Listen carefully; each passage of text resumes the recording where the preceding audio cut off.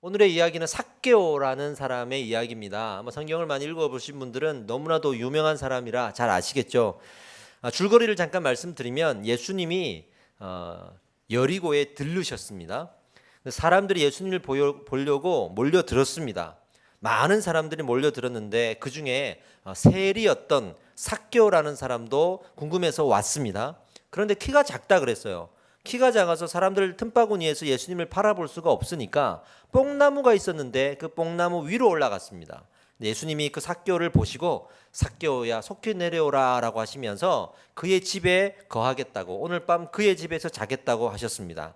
삭개오는 즐거운 마음으로 집으로 예수님을 모셨고요. 사람들은 그 일을 가지고 왜 예수님이 저 죄인의 집에 들어가서 하룻밤을 묵으려고 할까라는 의문을 가지고 수군수군 대기 시작했고, 그 이야기가 오늘 말씀의 줄거리입니다. 주인공인 예수님과 이 삭개오에 대해서 우리가 알아봅시다. 특별히 삭개오에 대해서 알아볼 텐데, 우리가 흔히 교회를 많이 다니신 분들은 이 삭개오를 어떻게 하냐면 키 작은 삭개오라고 알고 있잖아요. 그게 이 사람의 그냥 어떤 이슈예요. 별명이에요. 그러나 성경은요, 그가 키가 작다는 것에 너무 큰 의미를 두지는 않습니다. 어디에 의미를 두고 강조하냐 그러면, 예수님이 삭개오를 보고 먼저 그 이름을 물으시고, 할렐루야죠, 내려오라고 하셨다라는 것, 그의 이름을 먼저 물으셨다라는 것, 이것이 지금 이 비유에서는 가장 우리가 집중하고 가장 소중하게 생각해야 되는 교훈이 바로 여기에 있다는 거예요. 근데 우리는 키가 이슈인 거죠. 우리는 키가 중요한 거예요. 이 사람이 키가 크냐 작다가 뭐 루전이 아니니 이런 얘기가 있었듯이 중요한 거예요. 그래서 키가 작다고 하니까 그게 우리의 이슈라서 키 작은 삭개오라고 말하지만, 사실은 성경을 객관적으로 보고 별명을 붙인다 그러면 예수님이 이름을 물었던 사람이라고 말을 하는 게 더 옳다고 저는 생각을 합니다. 과연 누구길래, 그렇죠? 삭개오가 과연 누구길래 예수님이 이름을 먼저 부르셨을까요? 너무 이례적인 일이거든요. 과연 누구길래? 똑같이 많은 사람들이 모였는데 거기에 나무 위에 올라갔다고 해서 예수님이 그 이름을 물으셨다? 그러면 질문이 계속 나오는 거죠. 과연 누구길래? 세상 모임에서는 어떻습니까? 그럴 때 이름을 누구를 부릅니까? 특별한 사람, 유명한 사람, 힘 있는 사람, 일명 VIP라고 하는 사람들의 이름을 부르죠. 그런데 예수님이 불렀더니 삭개오는 얼마나 특별하고 얼마나 힘 있고 얼마나 대단한 사람이었을까요? 알아보고자 하는 거예요. 성경에서는요, 이름의 의미가 지금 우리와는 좀 다릅니다. 우리는 그냥 이름이 뭡니까? 그러면 누구누구입니다 라고 말할 수 있는데, 성경에서 말하는, 특히 예수님이 거론한 이 이름의 의미는, 따라합시다, 정체성, 그 사람의 정체성을 묻는 것입니다. 즉 예수님이 이름을 물었다는 것은 너의 정체성이 무엇이냐는 건데, 또 한편으로는 예수님이, 또 우리 하나님이 신구약을 통틀어서 무언가를 물으실 때는 항상 다 아시고 물으세요. 모르고 묻는 게 아닙니다. 이미 다 아신다는 겁니다. 사실은 삭개오에 대해서 우리 예수님이 이미 다 알고 있습니다. 이미 알고 있습니다. 왜냐고요? 사실은요, 이 여리고에 왔다고 기록되어 있는데, 이 여리고에 온 목적이 삭개오를 만나러 온 것입니다. 네 가지 증거를 제가 말씀을 드리겠습니다. 첫 번째는 성경에서, 신약 성경에서 예수님이 이름을 물으신 경우는 딱 두 번 있습니다. 그 두 번 중에 한 번이 어디냐 그러면, 내 이름이 무엇이냐라고 물었을 때, 첫 번째는 군대 귀신 들린 자에게, 귀신이 들렸는데 너무 많은 귀신이 한꺼번에 들린 거예요. 그래서 무덤 사이에서 잠을 자고 너무 힘이 세니까 사람들이 막 이렇게 묶어놔도 풀어버리고 막 그러는 거예요. 헐크같이. 그 귀신 들린 사람을 보고 예수님이 이름이 무엇이냐라고 물었습니다. 그만큼 많은 귀신들이 몰려있다는 것을 알고 물으신 거죠. 구약 성경에는 아담에게 아담아 어디 있느냐 그랬잖아요. 모르고 물으셨겠어요? 다 알죠. 그러니까 그거를 직역해서는 안 되고 우리는 본래 의미가 있다고 보는 거예요. 근데 신약 성경에 내 이름이 무엇이냐라고 물어본 아까 군대 귀신은 다른 경우고, 단 유일한 경우라고 하면 바로 삭개오가 되겠죠. 그것이 하나의 증거이고, 두 번째로는요, 예루살렘으로 가는 길에 여리고를 들린 거예요. 지금 예루살렘으로 가는 길이었어요. 왜냐하면 1절에도 지나가시더라, 들어가 지나가시더라 그랬잖아요. 지금 예루살렘으로 가는 길에 들르시는 여정인데 예루살렘으로 가는 길은 이 여리고를 꼭 거치지 않아도 됩니다. 다른 길들도 얼마든지 있는데 왜 굳이 여리고에 왔을까? 이게 두 번째고, 세 번째로는 예수님이 그 예루살렘으로 가던 길에 만난 사람이 5명이 있습니다. 누구냐면 아까 말씀드린 고라사 군대에 귀신 들린 사람, 백부장, 혈류증 여인, 사마리아 여인 다 만났어요. 그리고 마지막에 삭개오인데 이 5사람 중에 유일하게 이름을 물은 경우는 삭개오밖에 없습니다. 나를 만진 자가 누구냐 이런 걸 물으셨지만 이름을 묻지 않으셨습니다. 그만큼 지금 이례적인 경우예요. 마지막으로 1절과 2절 사이에 삭제된 단어가 하나가 있는데 1절을 한번 볼까요? 1절 여리고, 우리 한번 읽어봅시다. 시작.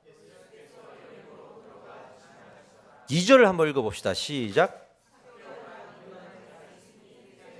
네, 이렇게 읽으면 1절과 2절이 각각 따로따로 보여요. 그런데 여기 어떤 말이 생략되어 있냐면 1절이 끝나고 2절이 시작되는 삭개오라 이름하는 그 앞에 원어 성경을 보면 이도라는 말이 빠져 있습니다.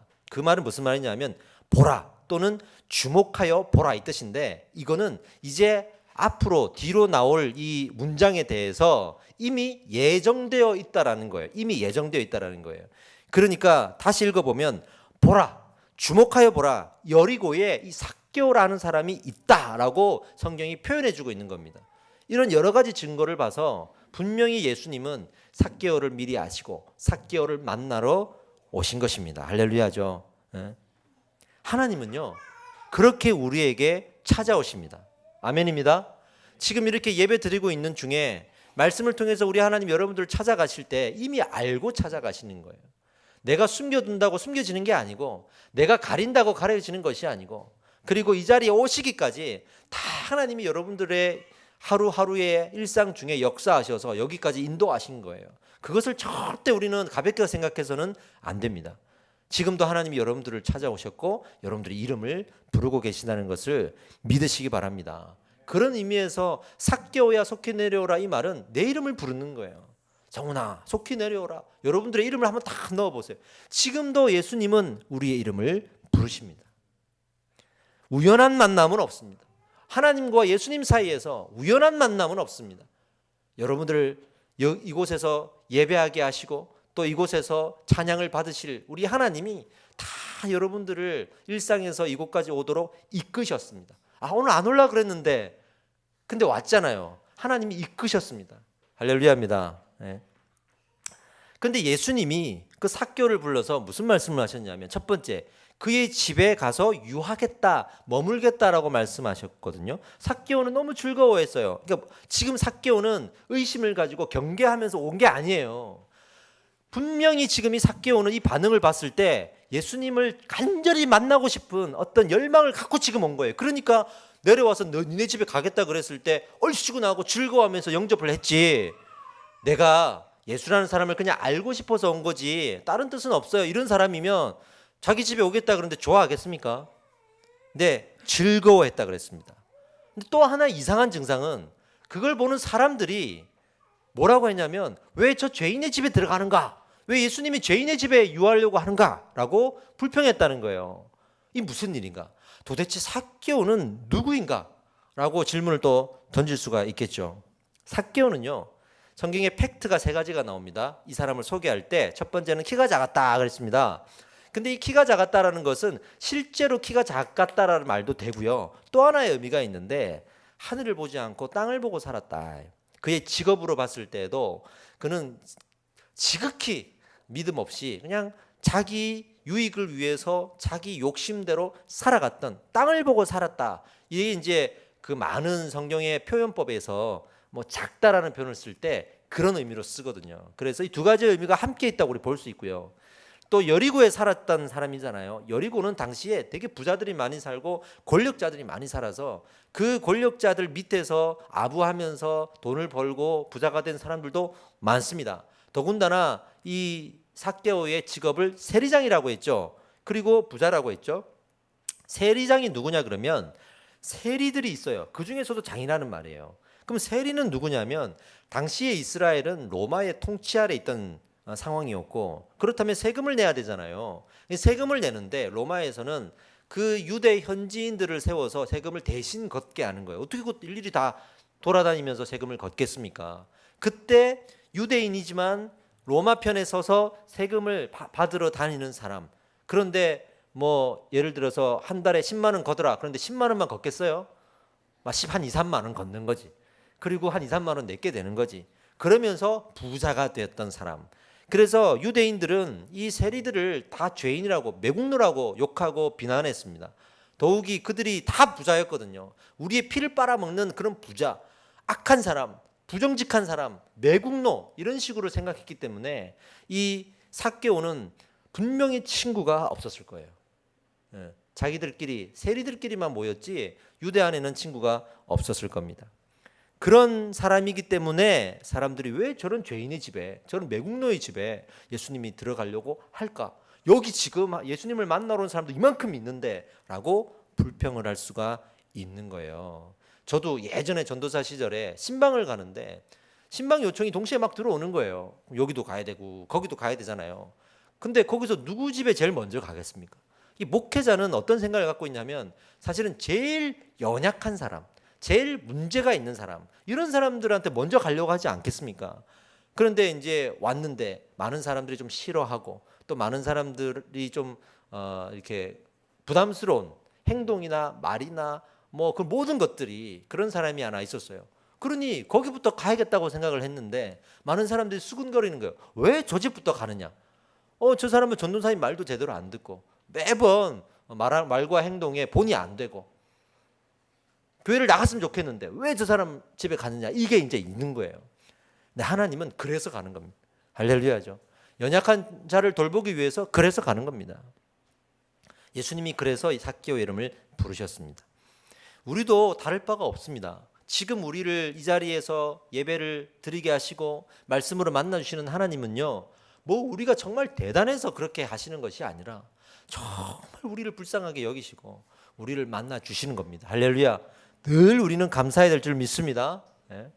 삭개오가 올라간 나무가 바로 뽕나무라 그랬습니다. 삭개오는 사람들 틈에서 자기를 비추기 위해서 지금 뽕나무로 올라갔는데 그 뽕나무로 올라간 거는 누구에게 보이기 위함일까요? 사람들에게 보이기 위함일까요? 아니요. 사람들한테 자기가 여기 왔다는 게 지금 밝혀지면 또 비난이 있을 거예요. 그러니까 뽕나무 위로 올라간 거는 예수님을 보려고 올라간 거거든요. 근데 이 뽕나무에 대해서도 우리가 좀 알아야 됩니다. 성경에 보면 정확히 뭐라 그랬죠? 돌무화과 나무라고 되어 있고요. 원어 성경에는 시크마 나무라고 되어 있는데 이거는 사실은 우리나라에 있는 뽕나무가 아니에요. 그러니까 우리는 우리나라에서 자라는 뽕나무를 생각하는데 그거는 타고 올라갈 수 있는 정도의 나무가 아니에요.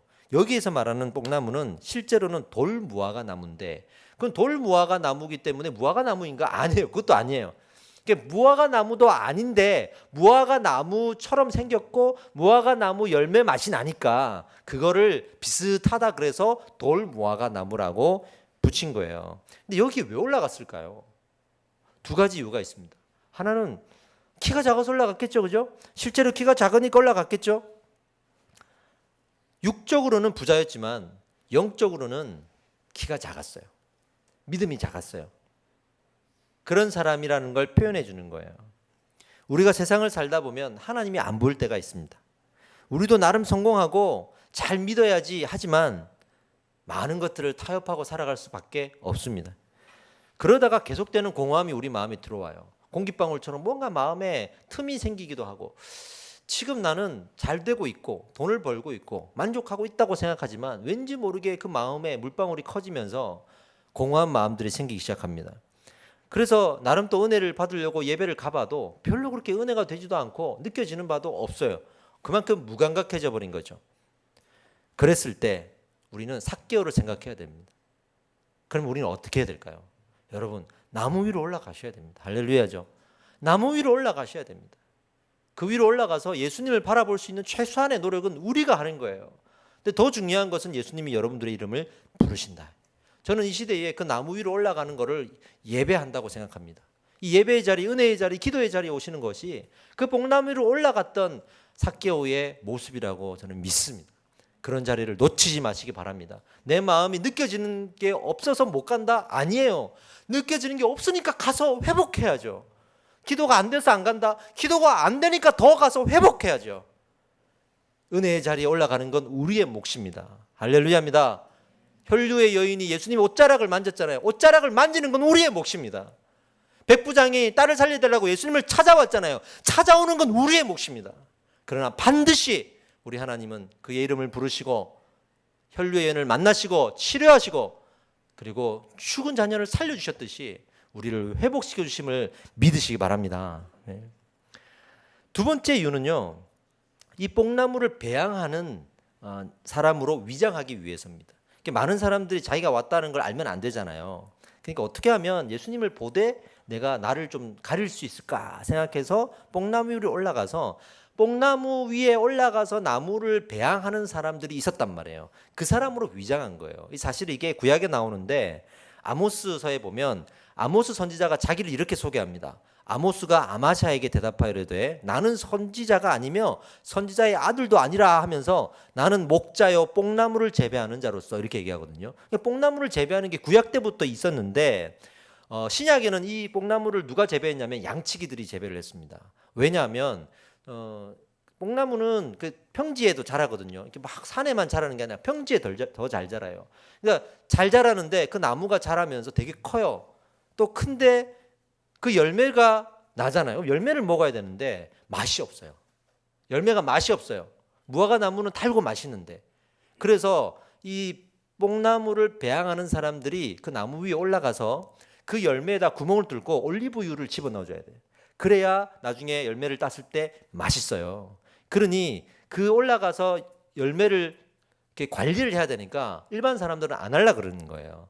근데 양을 치는 목동들은 우기가 지나고 건기 아시죠? 건기가 되면 풀이 없고 먹을 게 없단 말이에요. 그러니까 그 와중에도 풀이 있는 이 평지에 가서 주인들한테 말하는 거죠. 우리 양을 좀 풀을 먹게 달라. 대신에 내가 뽕나무를 배양해 주겠다라고 말하는 거예요. 그래서 그 뽕나무를 양치기들이 배양하면서 올라가 가지고 매번 열매에다가 올리브유를 주는 거죠. 그러니 사람들이 그냥 그 위에 올라가 있는 거 보면 아, 어련히 저 사람은 저걸 배양하는 사람인가 보다 했겠죠. 그러니 삭개오도 그렇게 보이려고 뽕나무가 있으니까 위로 올라갔던 거예요. 그래서 사람들이 그냥 누가 올라갔나 보다 하고 신경 안 썼겠죠. 근데 예수님은 그걸 알았죠.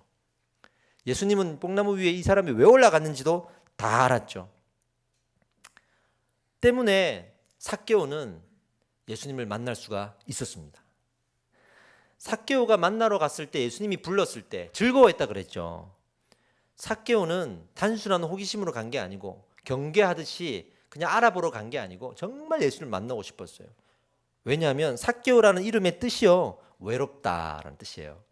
그러니까 아마 이제 성경의 이 저자 하나님이 성경을 쓰게 하시면서 이후에 이 사람의 이름을 쓰신 것 같아요. 그러니까 외롭다라는 뜻이에요.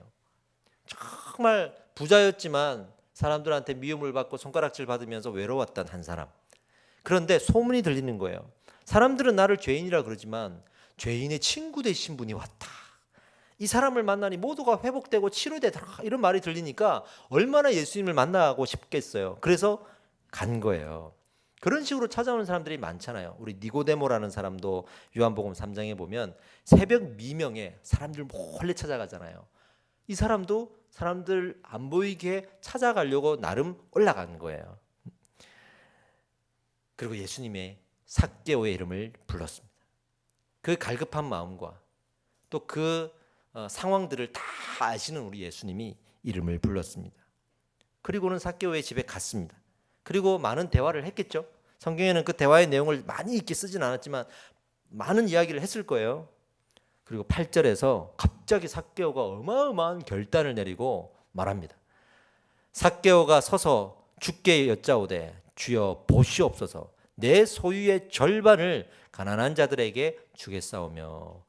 너무 큰 결단을 하죠. 그러니까 삭개오가 정말 예수님을 그렇게 알아만 보려고 한 게 아니라는 게 여러 군데 드러나고 또 예수님과 집에서 대화를 나누면서 이 사람이 완전히 꼬꾸라진 거예요. 지금 여기까지 자기가 제일 중요하게 사람들에게 비난을 받으면서까지라도 움켜쥐었던 이 물질을 이렇게까지 내려놓겠다. 절반이라뇨. 그죠?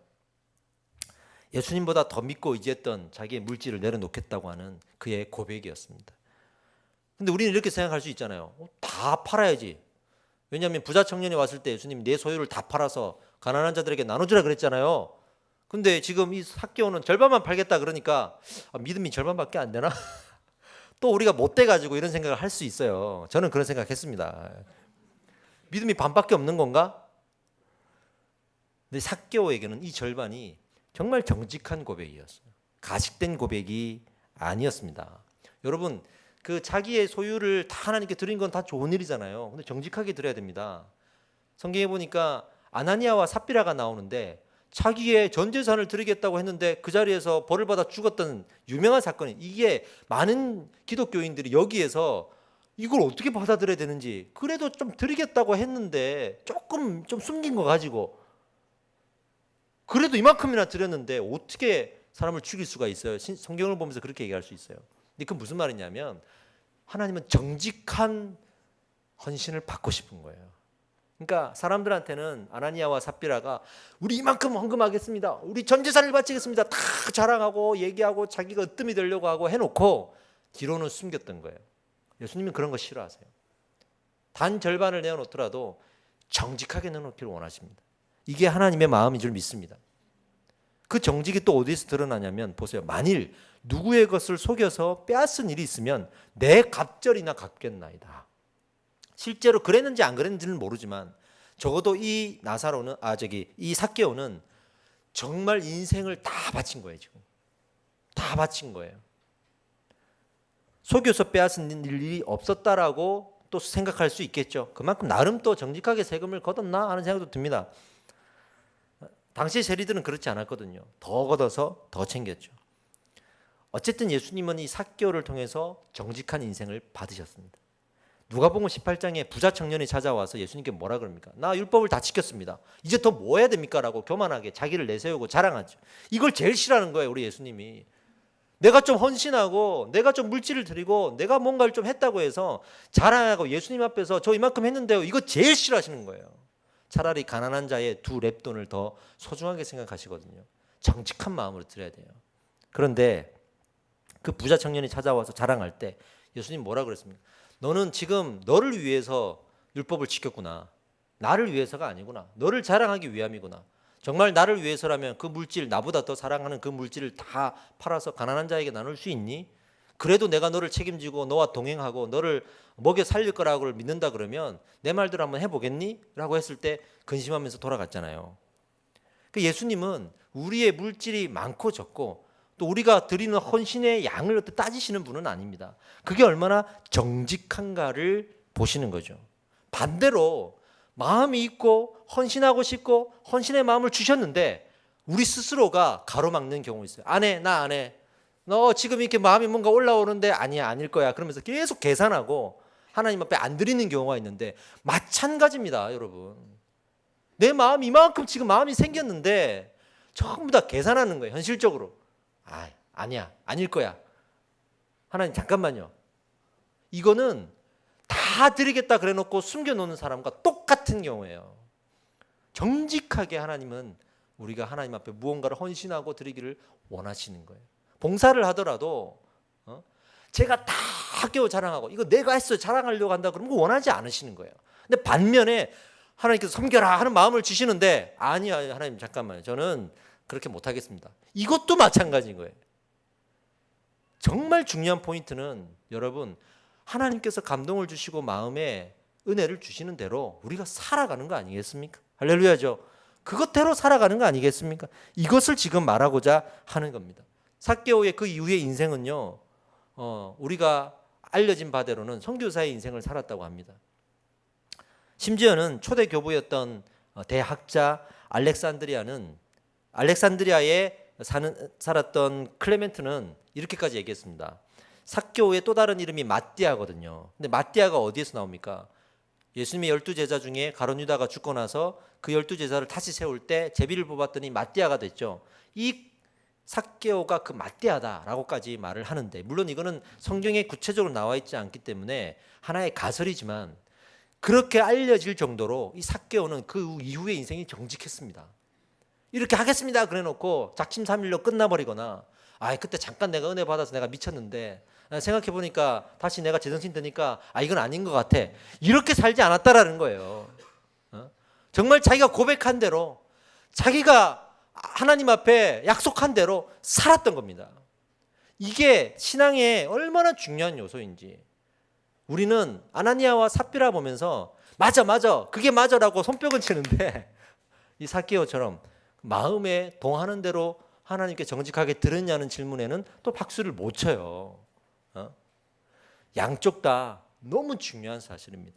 오늘 말씀의 제목이 뭐였죠? 잃어버린 영혼을 찾으러 오셨다 그랬습니다. 그 삭개오의 잃어버린 마음들을 찾으러 오신 거 아니겠습니까? 오늘 여러분들에게 무언가 찾고자 하는 하나님의 마음이 있어서 여기에 오게 하셨을 거예요. 그게 어떤 마음일까요? 여러분들이 아실 거예요. 여러분들이 아십니다. 내가 분명히 지금 하나님 앞에서 잃어버린 어떤 마음들이 있을 거예요. 정직하게 하나님 마음 주셨는데 아니요 하는 마음들이 있을 거예요. 아니면 나를 위해서 내 공로 세우고 내 자랑을 위해서 거짓되게 연기하듯이 뭔가 하나님 앞 드리려고 했던 것도 있을 거예요. 다 거품을 제거하고 하나님을 바라보시기 바랍니다. 그래서 이런 생각을 하셔야 됩니다.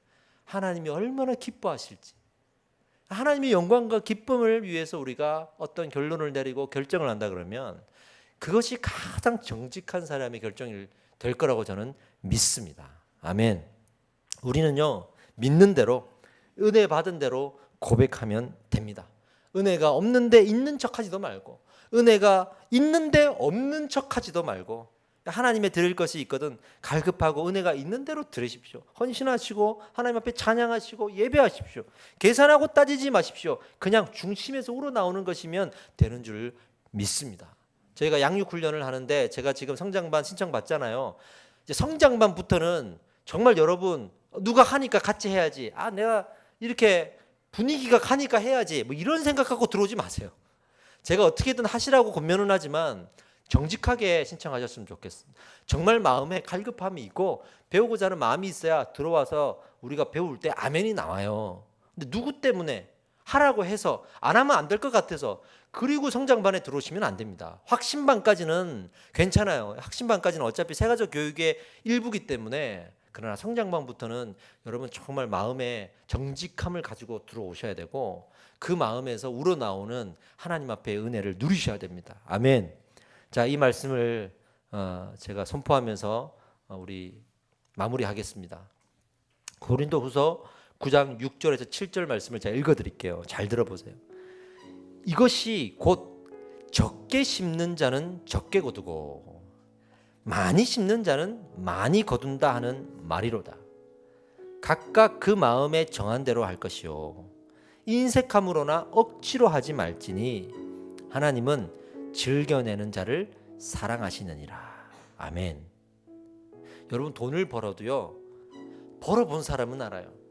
내가 당장에는 없어도 어디에 투자를 해야 되고 내가 없다고 가만히 있지 말고 어디에 뭘 해야 되고 이런 걸 다 알아요. 어떻게 저금을 해야 되고. 근데 안 벌어본 사람은 내가 없으면 없다고 안 하고 있으면 그것도 까먹을까 봐 안 하고 아무것도 안 하고 그냥 한 달란트를 땅속에 묻어둔 사람처럼 그렇게 살아가거든요.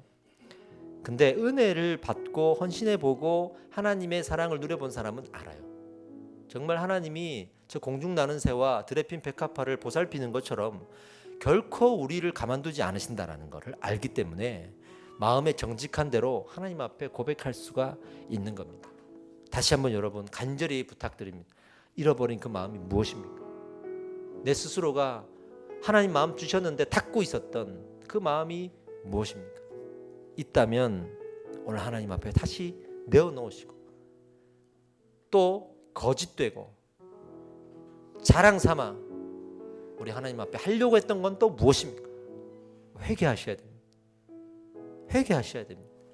이 마음을 오늘 주셨듯이 그 잃어버린 마음들이 회복되는 오늘의 말씀의 열매가 될 줄 믿습니다. 기도하겠습니다. 하나님, 잃어버린 마음들, 열정들, 간절함들, 간구함들을 찾으러 오신 우리 하나님, 그 마음들 오늘 회복시켜 주시옵소서. 그 마음들을 가지고 우리가 앞으로 인생을 살아가며 하나님 앞에 정직한 자가 될 수 있도록 역사하여 주시옵소서. 나의 나된 것은 오직 우리 하나님의 은혜라 고백하는 우리 믿음의 성도들이 될 줄 믿습니다. 자기 공로도 아니요 자기 자랑도 아니요 그렇다고 하나님 주신 마음을 버리는 부정직한 자도 아니요 정말로 주시는 마음대로 살아갈 수 있고 은혜를 주시는 대로 살아갈 수 있고 찬양하고 고백할 수 있는 우리가 되도록 인도하여 주시옵소서.